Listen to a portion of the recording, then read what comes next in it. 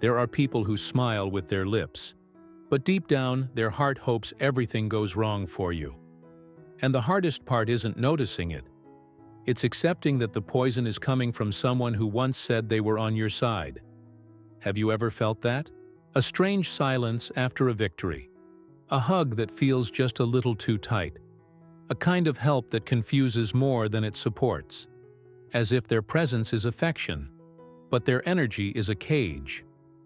The cruelest part of certain relationships is that the danger isn't outside. It hides behind the sweetest gestures. It's in the joke that stings, the advice that sabotages, the kindness that empties you. And then, you start to doubt yourself. Am I overreacting? Is it all in my head? But your intuition knows. It always knew. In this video, you'll uncover the subtle signs that reveal who wants to see you fall, but hides it behind a smile.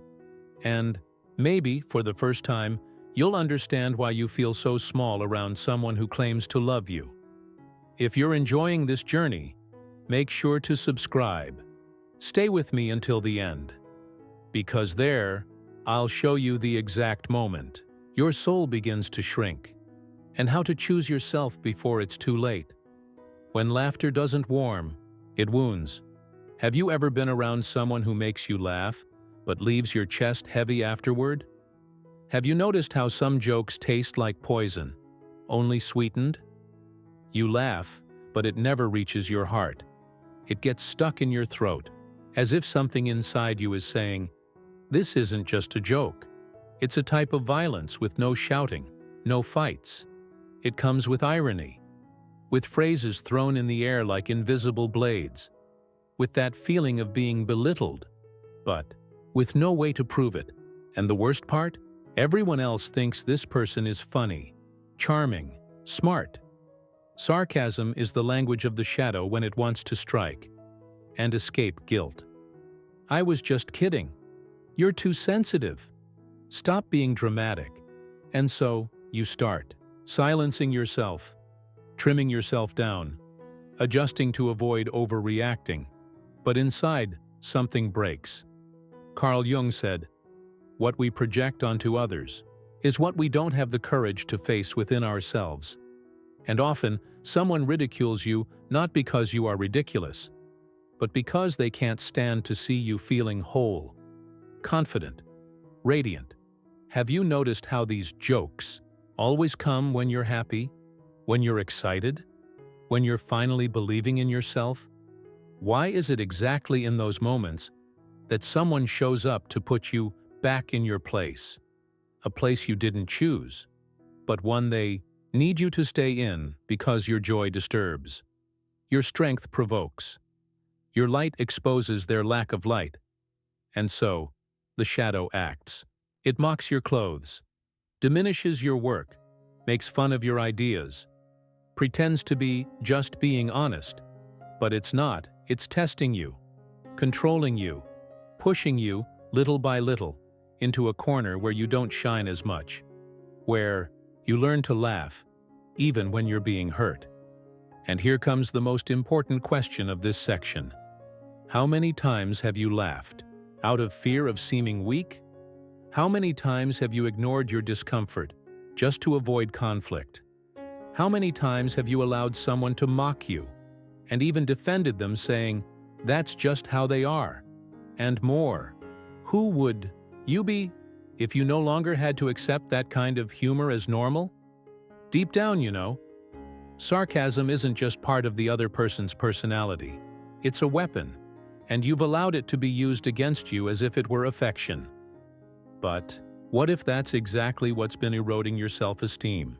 In the next section, the shadow changes its voice. Now it whispers advice. It dresses itself as care. It says it wants to protect you, but in the end, it's the one holding your hand and keeping you from rising. The hand that helps, but holds you back. It's always there, in the hard moments, with the right words, with ready-made advice, with that tone of someone who knows better, and only wants what's best for you. But something feels off. You feel grateful, yes, but also strangely stuck. As if instead of growing, You were sinking roots into soil that isn't yours. Have you noticed how the person who supports you the most is also the one who's always there right when you feel like giving up? They don't tell you to quit, but they never truly encourage you either. She remembers the risks. She cares about you. She's been through this before, and it didn't end well. And the cruelest part? You start to think, she might be right. How many dreams have you postponed because someone said, think carefully? How many projects did you shelve after hearing, don't you think it's better to wait? How many times have you hesitated because you trusted someone who deep down was afraid of your courage? Carl Jung said the other reveals what we can't yet see in ourselves, but the other can also project onto us the fear they haven't healed within. Subtle sabotage is dangerous because it doesn't look like sabotage. It comes wrapped in affection, disguised as care, but it leaves you smaller, more insecure, more dependent. It's that person who offers help only once you're already exhausted. The one who gives you advice that only brings confusion. The one who reaches out their hand, but instead of pulling you up, holds you back. Have you ever felt that? Have you noticed that after talking to certain people, you walk away more doubtful than before? As if the conversation was a dance, and at the end, you're more confused than supported? And the most unsettling part, why do these people always seem to show up at just the right moment? Could it be that, unconsciously, they know exactly where your doubt lives? And slip in through that crack? They don't want to see you fail, but they also don't want to see you rise above them. Because if you grow, they feel small. If you move forward, they lose control. And what once felt like support becomes a game of emotional control disguised as protection. Have you ever felt guilty for not following someone's advice? Have you held back from celebrating a victory, fearing the reaction of someone who cares? Have you heard a phrase like, I just want what's best for you, but it felt strangely heavy? And here comes the deepest question. Could it be that what you're still calling love is actually someone's fear of losing you? This is the root of relational sabotage, when someone only feels secure with you if you remain small, if you don't dare too much, if you don't change the dynamics of the relationship. In the next section, we'll step into even more painful ground, when love becomes a race, and the person beside you stops supporting and starts competing. The race you never signed up for. You share a joy, and they respond with a greater accomplishment. You speak of a dream, and they remind you they've done something similar, only bigger. You shine, and suddenly they start to run as if your light were a trigger, as if your achievement were a threat, as if, without realizing it, you had entered a race, one you never signed up for. Have you ever felt that? A strange tension every time something good happens to you, a subtle distance when you're doing too well, or even an over-the-top excitement that somehow feels fake, as if, deep down, the person was competing with you, not rooting for you. Carl Jung said the shadow acts when the conscious mind cannot handle something, and silent competition is one of the most disguised forms of relational shadow. Because it doesn't yell, it doesn't confront, it infiltrates. And the most confusing part? It often comes from the ones you love most. They seem to celebrate your wins, but always bring up their own. They say they're happy for you, but change the subject right after. They listen, but respond with comparison. And then comes that silent question you pretend not to hear. Why do I feel the need to shrink around them? Could it be that somewhere in the relationship, an invisible pact was made? A pact where only one star is allowed to shine at a time, where the other's brightness overshadows, bothers, destabilizes? Have you ever found yourself hiding good news or trying to appear neutral just so you don't cause discomfort? Silent competition hurts because it grows where support should live. You don't expect a rivalry inside a friendship, inside a family, inside a love. And that's why, when it shows up, you start doubting yourself. Am I being paranoid? Am I being selfish? Or maybe, deep down, you've always felt like the relationship was a quiet arena, because some people can only feel good when they're one step ahead of you. Not because they hate you, but because they never learned how to love without comparison. These are hearts that confuse worth with performance, affection with superiority, presence with competition. And here's a painful truth. When someone competes with you in silence, they've already lost their genuine connection to who you are. They're no longer seeing you. They're seeing their own shadow projected onto you. In the next section, we'll uncover the most sophisticated form of the shadow, the one that wears a mask of light. When someone seems like an angel, but leaves you emotionally drained. The poison that comes with a sweet smile. She's everything the world admires. Kind, helpful, always smiling. She's always ready to lend a hand. Never refuses a favor. Never raises her voice. But why do you feel so drained after being with her? Why does a strange fatigue linger after your conversations? Why does that hug, even when tight, make your soul feel farther from itself? Apparent kindness is one of the hardest masks to see through, because it doesn't wound with harsh words. It wounds with sweetness, with flawless gestures, with a carefully crafted image. Carl Jung called this the elevated persona, when someone becomes so identified with the image of being good or spiritual that they completely abandon their truth. The shadow doesn't disappear, it just hides better. And the most dangerous part?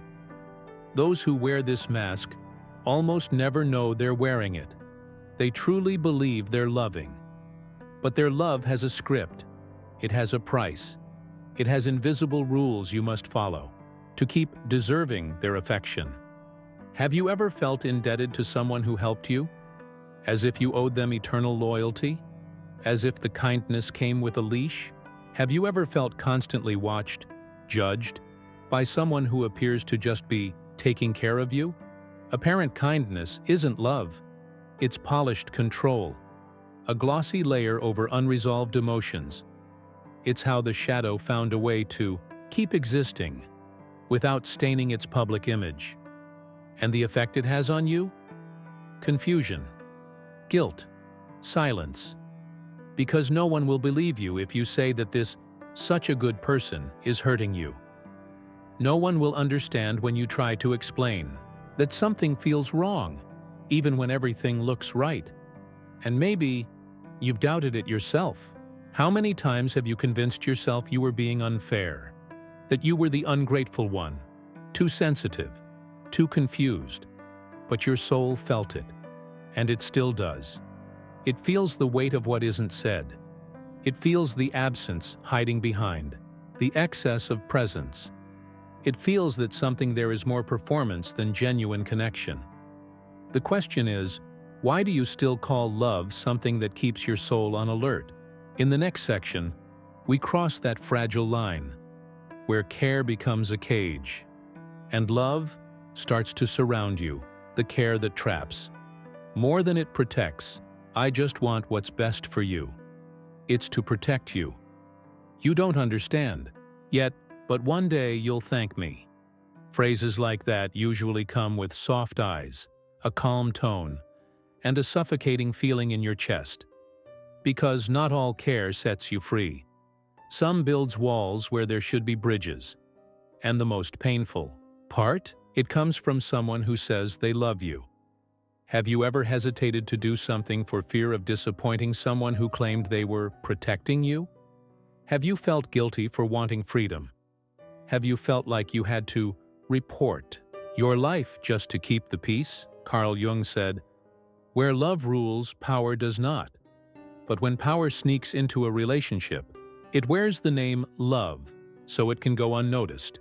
That's where toxic care is born. The kind that only offers help, if you do it the right way. The kind that asks where you're going, not out of interest, but out of control. The kind that gets hurt when you make your own decisions, as if love had become an emotional contract, full of invisible clauses. And you start to shrink yourself to fit. You delay decisions to avoid conflict. You seek approval before choosing your own path. You call it love. But your soul already knows. It's a prison. You weren't made to live under emotional surveillance. You don't need someone who only loves you as long as you obey. You deserve a love that celebrates your autonomy, not one that sees it as a threat. And here comes the question that opens the next wound. How many times have you confused oppression with protection, just because the one who trapped you was smiling? In the next section, the prison changes shape. It doesn't control. It doesn't protect. It speaks behind your back. It corrodes from within. It wears the skin of criticism and gossip, the tongue that strokes, then tears you apart. She listens attentively. She advises you. She hugs you. But you start hearing echoes, words you said, repeated by other mouths, intimate details turned into stories at tables you were never invited to. There's something perverse about gossip that comes from someone you trust, because it doesn't wound from the front. It stabs you in the back and still claims, "It's because I care. I only said it because I'm worried." She needs help. It was confidential but important to share. And then, your pain becomes entertainment. Your mistakes become narratives. Your vulnerability becomes social currency. Carl Jung said that what others project onto you often reveals what they're hiding from themselves.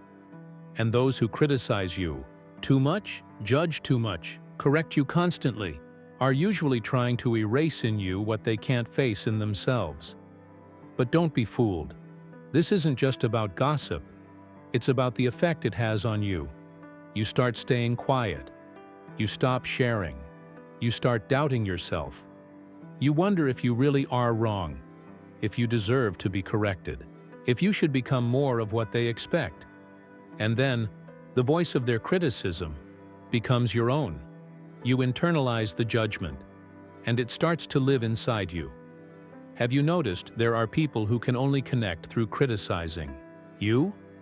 That every conversation is a correction disguised as concern? That no matter how much you improve, they always find a way to make you feel small. Sometimes, it's not love. It's the need for control. It's the pleasure of feeling superior. It's the fear of losing the position they hold over you. And the most painful part? When you pull away, they say you've changed, that you're ungrateful, that you're different now. And maybe you are more lucid, stronger, less willing to be treated like a project that's never good enough. Now tell me, how many times have you stopped trusting yourself because of someone who only pointed out your flaws? How many times have you swallowed your anger just to keep the bond? In the next section, the pain changes tone. It no longer comes through words. It comes through silence, through averted eyes, through the smile that doesn't reach the eyes when you share a victory. It's the silent resentment of someone who can't stand to see you shine. The coldness that is born from your success. You share an achievement, and the response is dry, a nearly automatic congrats, a smile that doesn't last, a silence that weighs heavy. You were expecting light in their eyes, a tight hug, excitement, but instead, you found coldness. It's a kind of rejection that doesn't use words. It speaks through the timing of the response, through the way the eyes look away, through the abrupt change of subject, through the absence disguised as normalcy. Carl Jung spoke of unconscious envy, not the kind someone admits, but the kind they don't even know exists, the kind that arises when your growth confronts everything they didn't have the courage to pursue. Your expansion becomes a mirror, and the reflection it casts disturbs, because it shows the other everything they didn't live. everything they postponed, everything they suppressed. Have you ever felt the need to hide your victories just to preserve a relationship? Have you ever downplayed your achievements so you wouldn't seem arrogant? Have you ever apologized for being too happy? That's the cruelest symptom of relational envy. It forces you to shrink, just to fit into someone else's emotional comfort. And so, you start dimming your light. You speak with less spark. You celebrate with less freedom. You share more cautiously. All to avoid provoking that discomfort you know so well. The dull eyes, the restrained response, the subtle withdrawal of someone who doesn't know how to handle your joy. But true love is never afraid of your light. It doesn't compete. It doesn't turn cold. It doesn't shrink in the face of your growth. True love celebrates. So tell me, who have you been hiding from, just to keep the peace? With whom have you been negotiating your right to shine? And the hardest question of all, could it be that the person who can't stand to see you rise is the same one who once promised to stand by your side forever? In the next section, we'll grow even quieter. We'll step beyond words and into gestures, because the body never lies, and intuition always warns. The body reveals what the heart hides. Sometimes you walk into a room and the air feels heavier. The conversation stops. The smile comes, but never reaches the eyes. It's subtle, but your body notices. A slight tension in your neck, a discomfort in your stomach, a chill out of nowhere, a fatigue that makes no sense, and you try to ignore it. You try to reason with it, but your soul already knows. Carl Jung said the most important things aren't spoken. They are felt. And when there is resentment, envy, contempt, the other person's body reveals it, long before any words are spoken. It's a glance that looks away, a lack of enthusiasm, a touch that doesn't come, "I'm happy for you" that sounds more like duty than truth. Have you felt that? That moment when everything seems normal, but your body pulls back. That presence that exhausts you, even when there's no conflict.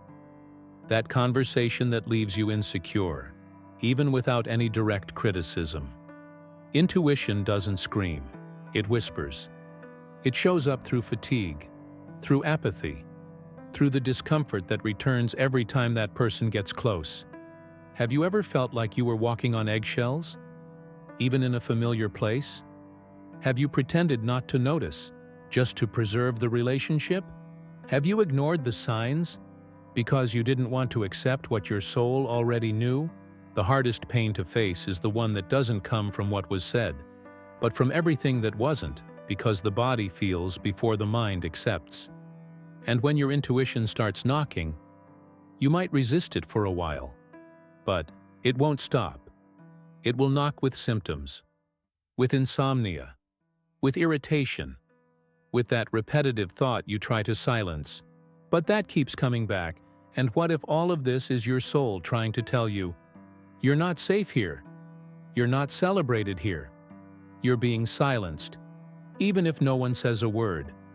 In the next and final section, you'll understand why this pain keeps returning, and what needs to happen so that, finally, you can choose yourself, without guilt, without fear, and without shrinking to fit where your soul is begging to leave.